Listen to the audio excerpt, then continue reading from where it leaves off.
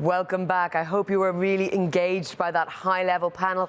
We heard about how governments already have the opportunity to implement simple, low-cost, technologically feasible and economically viable, most importantly, solutions to create transparency in fisheries. We're moving on now to the AGORA session, and this is organised by Expertise France. That is an organisation that promotes international cooperation. It's an agency that implements concrete solutions to fight against the global current challenges like maritime safety, criminality at the seas, piracy, and so on. Now, maritime domain awareness and security as conditions for developing and promoting the blue economy are hugely important. Now, the threat of piracy is often thought to be dealt with. It's not seen as a key issue, but I think, in fact, we will hear from our speakers about how it is actually still something we need to take time to consider, and we need to look at illicit pollution by ships as well as high seas piracy. We also need to think about how activities at sea can have a negative impact on the communities as well. So, to give us a presentation, and we're going to hear about these two specific projects, GoGIN, which is in Guinea, and CRIMARIO, which is the Indian Ocean region, South and Southeast Asia, where there are two projects specifically targeting these criminal activities. So let me hand over now. We're going to hear specifically, first of all, from Marianne Perrandoise. She is an Associate Research Fellow at the French Institute for International and Strategic Security Affairs in Paris. Her research interests include the Indo-Pacific geopolitical issues, global maritime security topics, as well as naval forces and key maritime theatres. Marianne's going to give us an overview, a really deep, in-depth look at these two projects, and then we will hear from Sergio BRYTON, who is a former Portuguese Navy commander. Sergio has more than 25 years experience. He is going to wrap up and give his reactions to everything that Marianne tells us. So Marianne, let me hand over to you. Really looking forward to hear your expertise on this issue. Thanks, Jenny. Thanks very much, and good afternoon to all. Yes, as you say, the main objective of this session is to highlight the link between security at sea and development. That is to say, to explain how a state needs and can protect this blue economy and ocean governance against a myriad of threats and risk at sea. And if the marine environment is offering great economic opportunities, the fact that it can be very, very dangerous with illicit activity and trafficking of all kinds. And maintaining a good order at sea and enforcing state authority in the maritime domain is absolutely a crucial prerequisite for the regulation of the blue economy.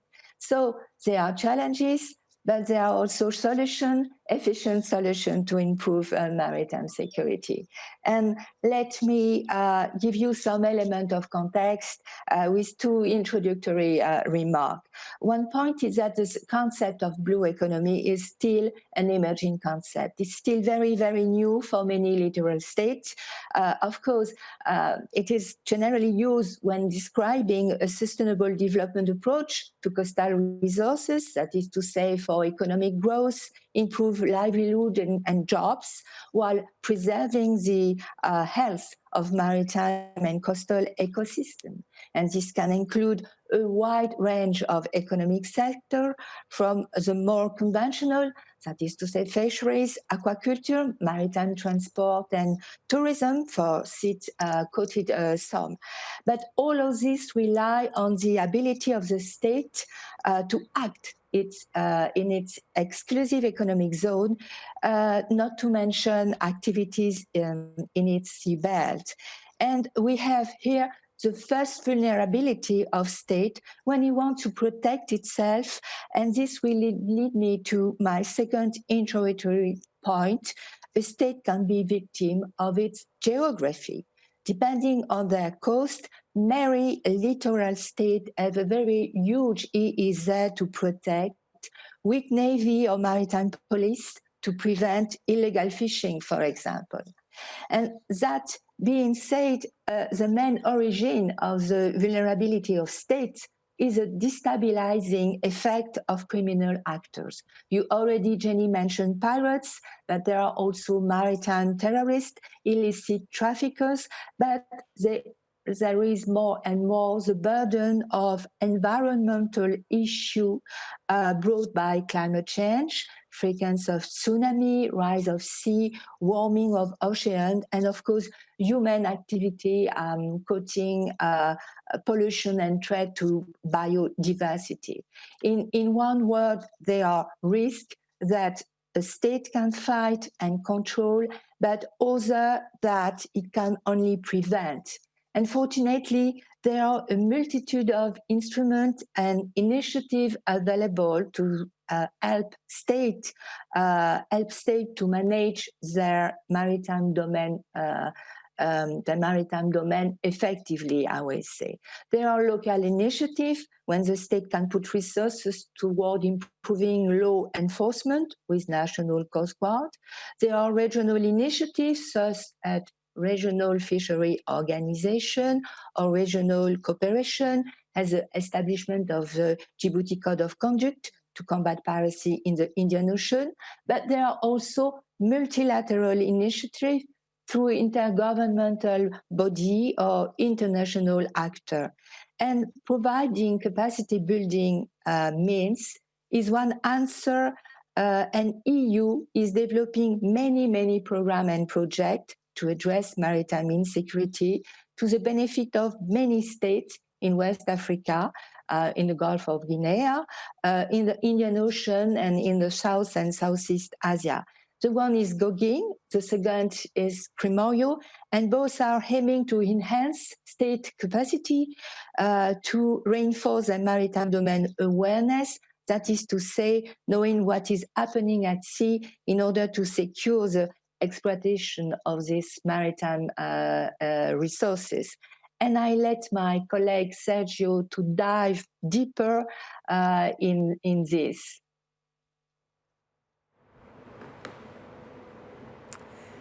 That's me.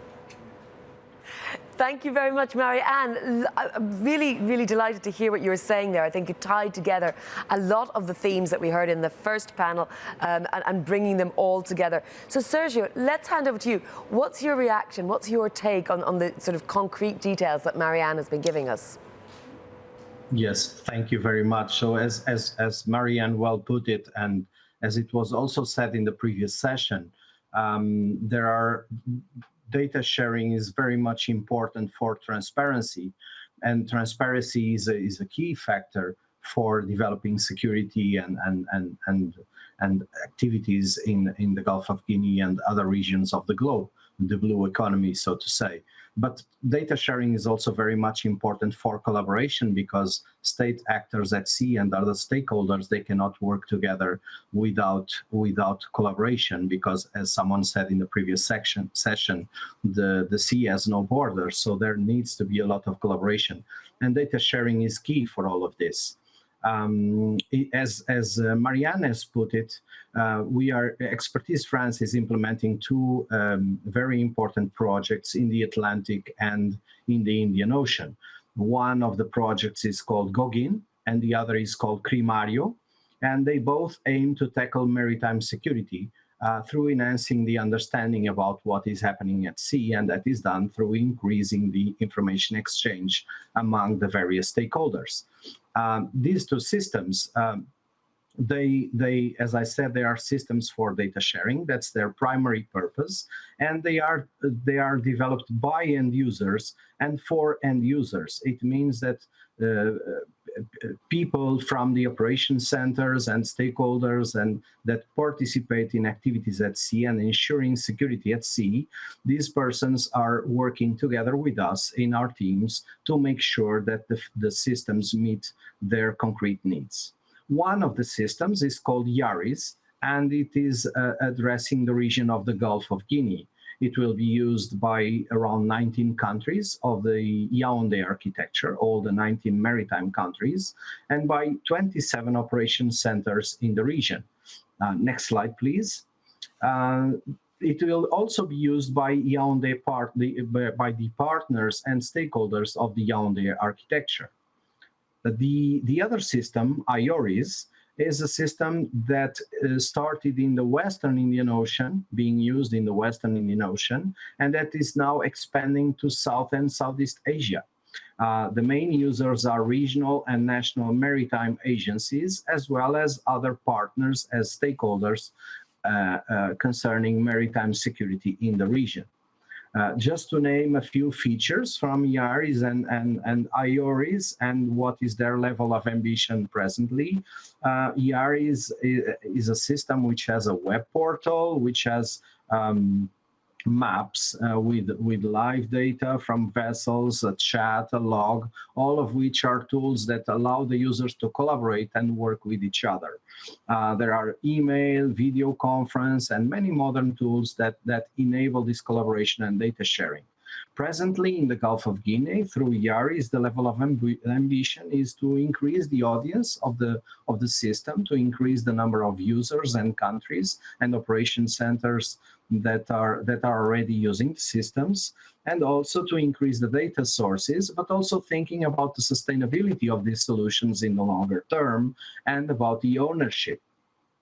Concerning IORIS, next slide, please. The main features are maps as well, messages, chats, log communications, and the ambition of IORIS is also to increase at this point the audience of the system, so increasing the number of users, to develop new features, and also to think about the long-term sustainability of this system. So these are two very concrete projects that Expertise France is implementing, two very concrete systems which are presently having a very big impact, and we expect to increase its impact in these two main regions in the globe concerning maritime security. Thank you.